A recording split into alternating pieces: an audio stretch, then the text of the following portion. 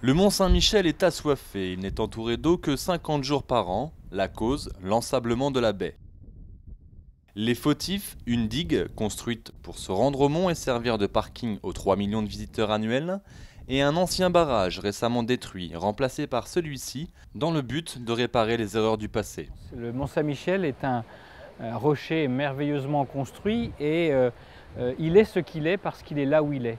Si on ne fait rien, le mont est entouré d'herbe en 2042 et l'absence de lien entre la baie et le mont fait perdre tout le sens et tout le pourquoi de ce lieu. Ce barrage a donc pour mission de désensabler la baie pour redonner un caractère maritime au mont Saint-Michel.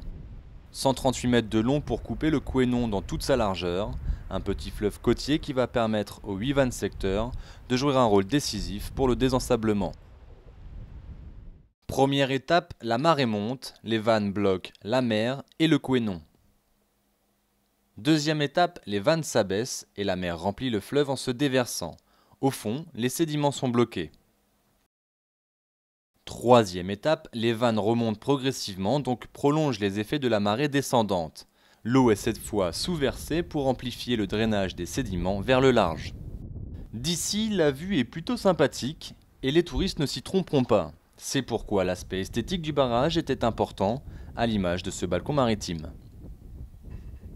Un balcon qu'on a appelé balcon maritime, qui est une espèce de lieu de contemplation face au mont Saint-Michel, est dessiné au-dessus des eaux.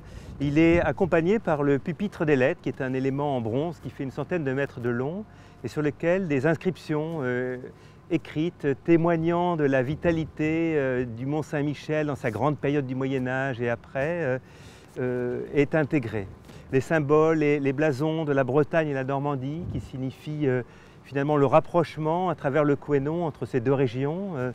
Des coquilles Saint-Jacques sont aussi moulées dans le bronze pour signifier ces traces de l'histoire et finalement ouvrir un questionnement pour les gens qui viennent là en croyant voir un barrage uniquement sa dimension technique et en découvrant peut-être un lieu et le rapport de ce lieu avec l'environnement.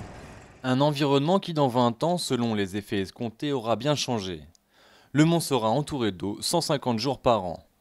Mais pour arriver à ce résultat, il faut encore détruire la digue et son parking, ce qui devrait être fait d'ici 2015, remplacé par ce pont passerelle d'1,5 km, accessible à pied en une demi-heure ou en payant une navette qui partira d'un nouveau parking dont la gestion a été attribuée à des sociétés privées.